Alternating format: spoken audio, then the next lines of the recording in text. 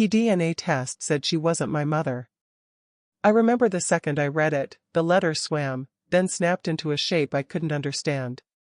My chest hammered like a fist against my ribs.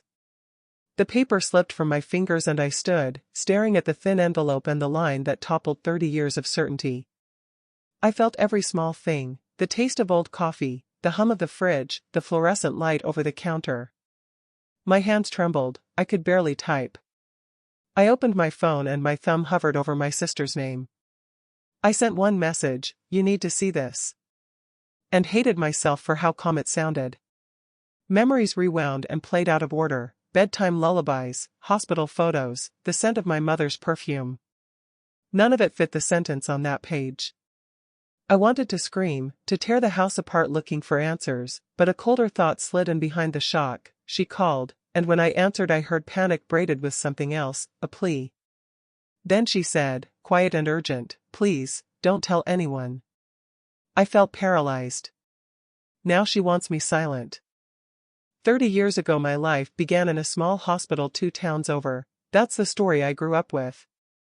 My mother told it as if she were retelling a favorite song, the details blurred like photographs left too long in the sun. She memorized scraped knees and school plays. She stood in the crowd with a towel and a damp grin, cheering like I was the only person who mattered. We had rituals, bedtime songs, secret nicknames, the steady rhythm of ordinary life that made me certain of my place. Still, there were small things I learned to ignore because a child's love smooths edges. When I was 10 I found a stack of letters in a shoebox labeled with a date and a woman's name I didn't recognize. My mother laughed it off, old friends, and tucked the box under her boots. There was a birthday photo where her hand rested oddly on a baby I couldn't place, and an offhand comment after a relative's funeral, "I wasn't ready to be a mother then." Little moments like that faded when kissed by comfort. Our family pulled in different directions, a brother who left town for work, a sister who couldn't keep secrets, a house fixed with thrift store pride. My mother worked second and third shifts. There were quiet worries about unpaid bills and the slow sweating of money. Those strains made inheritance rumors and old resentments combustible. A line on a will, a disputed property, a whispered rumor, any could turn the past into a weapon. As I grew, more inconsistencies showed up in ordinary paperwork, a different last name on an old report card, a faded hospital wristband in a drawer bearing another name, a smudged line on my birth certificate that looked rewritten. Each time I asked, I met gentle deflection or the weary look that meant, "Not now." I took the easier answer because the woman who folded my laundry and kissed my forehead at night deserved that faith. What I didn't understand then was how secrets circulate like currency. They buy safety, they buy silence, and sometimes they buy protection that comes with a cost. The truth wasn't only about biology.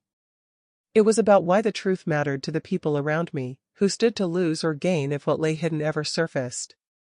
That realization made motives appear where before there had only been family habit, fear of scandal, worry about reputation, and yes, the practical arithmetic of money and legacy. By the time I was old enough to read my mother's tired lines with suspicion, the story she told had become a shelter. Pulling at it would expose more than one loose seam.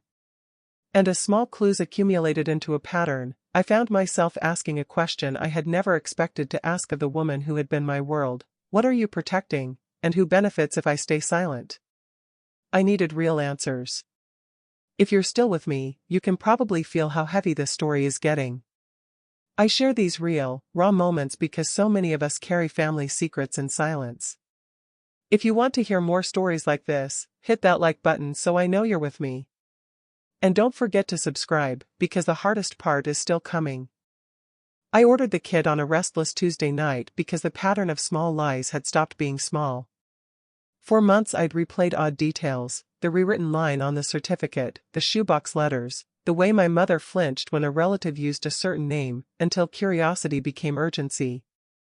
I wanted a fact I couldn't argue with. The package arrived 3 days later, a sterile envelope, instructions, a small swab in a plastic tube. Holding it felt official. I followed the steps like a ritual: swab, seal, sign the form, and shipped it back with a tracking number on my phone. I told no one and hid the receipt. The waiting felt like lifting a lid and smelling something unfamiliar. When the email came, it had a single subject: DNA results available.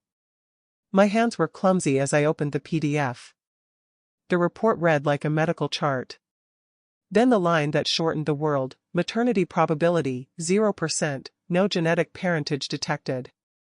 I read it 3 times. The fonts were clinical, the phrase precise.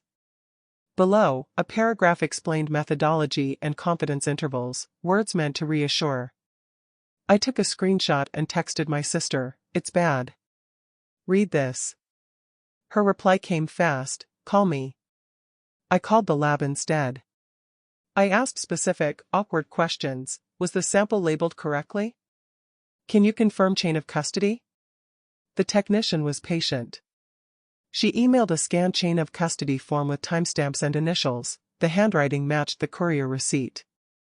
I requested a second test and asked for raw data files. The lab agreed to confirmatory testing using different markers and sent doc. Back home, searching for a pen, I found another set of papers in a kitchen drawer, a faded hospital intake form with my name and a different mother's name listed under next of kin and a stamp from social services dated decades earlier. The form did not say adoption, but it included a handwritten note, placement recommended, and an archival code. I showed the lab's email to a genetic counselor I contacted. She explained what the markers meant and what a 0% probability implied. She said, simply, "This indicates no biological maternity relationship is tested. Confirmatory testing is recommended." Those words were technical and brutal. Armed with the counselor's note and the lab confirmation, I ordered the independent test the counselor suggested.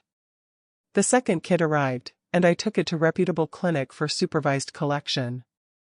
The results arrived, they matched. The independent lab's report read, in the same clinical tone, "No genetic match identified between subject and alleged maternal donor." I confronted my mother with the papers. She held them like a thing that could burn her, her fingers trembling.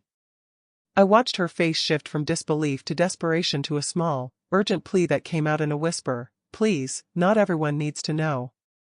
The evidence sat on the table between us, neutral, severe, refusing to be softened by memory or apology. The DNA report said, in black and white, maternity probability, 0%. But that wasn't even the worst part. Because just days later, I found another document, something hidden in the back of a drawer, that didn't just confirm the test, it proved my mother had been lying for 3 decades. And when I showed it to her, everything exploded. The first confrontation was a phone call that fell apart as soon as it began. My mother answered like someone caught off guard, breathless, apologetic, trying to smooth a crease I hadn't known existed. "It has to be wrong," she insisted, voice thin. "They mixed something up." I read the lab's line aloud, "Maternity probability, 0%. The words landed between us like a verdict. For a moment she clung to denial, then the facade cracked into a rush of half-confessions. When I pressed, she told fragments, a name I didn't know, a night 30 years ago, a decision made in panic. Sometimes she cried. Sometimes she grew fierce, rewriting the past into something that sounded like protection. "I couldn't leave you. I did what I had to."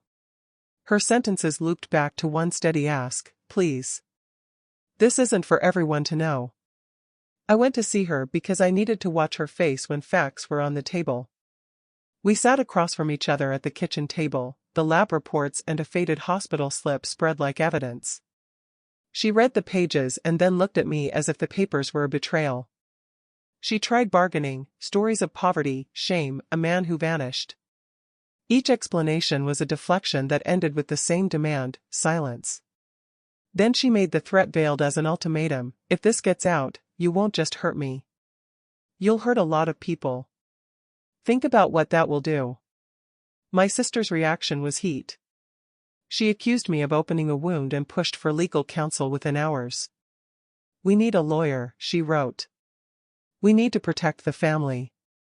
My brother, who had always skirted conflict, left an angry message and then blocked my number. Group chats splintered, photos were quietly removed from albums. Someone began to delete traces. The fallout went practical quickly. Calls came from distant relatives and a name of an attorney surfaced in a forwarded message. Talk of wills and assets, once hushed, crept into the light. My mother started flapping into damage control, mentioning bank accounts, the house, and the way reputations can be ruined by gossip. She spoke of changing documents, of moving money, of visiting a solicitor. Her panic mixed with calculation. She alternated between pleading and bargaining. "You owe me this," she said at one point, voice pleading. Then, sharp, "If you tell them, you will lose us. I will cut you off." The ultimatum was cruelly simple: keep the secret and keep being her child, or tell the truth and be prepared to be erased from the life she had constructed. Standing amid shredded calm of our conversation, I realized the conflict was less about biology and more about raw power. The reveal had set off a chain reaction: legal threats, family fractures, financial recalculations, and I was left holding the detonator. Which would I be, keeper of a lie, or the person who pulled the pin? You've heard my mother's reaction: denial, bargaining, even threats. But I need your perspective. What would you do if a parent begged you to stay silent after a discovery like this? Drop your thoughts in the comments. I read every single one. And if you're finding this story gripping, make sure to share it with someone who loves true family drama stories, because it helps more than you know. I haven't gone public with the DNA results. After the initial shock, I did the sensible work. I secured every paper copy, saved raw data files, and spoke with a genetic counselor and an attorney to understand consequences. The counselor explained which markers could confirm biological relationships and which questions required follow-up testing. The attorney outlined privacy protections, potential legal risks, and how to preserve chain of custody. Now I am gathering certified copies, arranging supervised collections, and keeping meticulous records. I set firm boundaries with my family. I paused in-person contact for several days to let tempers cool and answered only short texts to urgent messages. My mother oscillates between pleading and veiled threats. My sister pushes for containment and consulted an attorney the following morning. My brother withdrew and blocked my number. Those reactions hurt more than I expected. Even when I act rationally, grief arrives like a physical ache. Some mornings I feel grateful for the life I had. Other days I am furious that my past was edited without my consent. I am not trying to destroy anyone. I want truth, clarity, and safety, for myself and for anyone else the secret may touch. That means weighing the moral cost of exposing pain against my right to know my origins. It is complicated, lonely, and sometimes terrifying. So I am pausing on going public, but I am not being passive. In part 2, I will walk through the legal steps I took, how I confronted siblings about wills and property, and the documents that changed everything. What would you do in my shoes?